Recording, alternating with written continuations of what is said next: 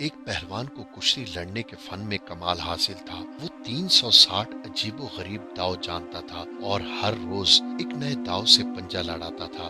شاگردوں میں سے ایک پٹھے کے جوہر پر اس کی خاص نظر عنایت تھی، یہاں تک کہ اسے 359 داؤ سکھا دیے۔ صرف ایک پیچ باقی رہ گیا تھا جس کے سکھانے میں وہ ہمیشہ ٹال مٹول کرتا رہا۔ قصہ مختصر، وہ نوجوان پہلوانی کے فن میں یہاں تک طاق ہو گیا کہ کسی کو اس کے ساتھ زور آزمائی کی جرت نہ رہی۔ نوبت یہاں تک پہنچی کہ ایک دن بادشاہ وقت سے کہنے لگا کہ جہاں پناہ استاد کو مجھ پر ایک تو عمر میں بڑا ہونے کی فضیلت ہے، دوسرے حق استادی کی، ورنہ میں قوت میں اس سے کم نہیں ہوں اور فن پہلوانی میں اس کا جوڑ ہوں۔ یہ بڑا بول بادشاہ کو ناگوار گزرا۔ حکم دیا دونوں کا دنگل کرایا جائے۔ کشتی کے لیے ایک وسیع میدان کا انتخاب کیا گیا جہاں امراء اور وزیروں کے علاوہ دور و نزدیک سے تمام پہلوان بھی جمع ہوئے۔ نوجوان پہلوان اکھاڑے میں مست ہاتھی کی طرح اس دھماکے سے داخل ہوا جیسے راہ میں آنے والے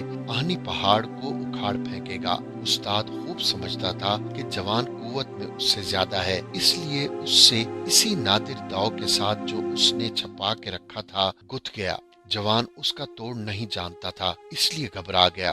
استاد نے اسے دونوں ہاتھوں سے سر کے اوپر اٹھا کر دھڑام سے زمین پر دے پٹخا۔ اکھاڑے میں وہ مارا کا شور برپا ہوا۔ بادشاہ نے استاد کو خلعت و انعام دیا اور شاگرد کو ڈانٹ ڈپٹ پلاتے ہوئے کہا، تو اپنے مربی کے مقابلے میں آ گیا اور پھر کھائی منہ کی۔ جوان نے عرض کی، استاد نے مجھ پر زور و طاقت کے بلبوتے پر فتح نہیں پائی، بلکہ میرے پہلوانی کے فن میں فقط ایک داؤ کی کسر باقی رہ گئی تھی جس کے سکھانے سے وہ ہمیشہ کنی کتراتا رہا، اور آج اسی داؤ کی بدولت مجھے دے پٹخا۔ استاد نے کہا، ہاں میں نے وہ داؤ اسی دن کے لیے بچا رکھا تھا، کیونکہ داناؤں کا قول ہے کہ دوست کو اتنی قوت نہ دو کہ جب دشمنی کرنا چاہے تو کر سکے۔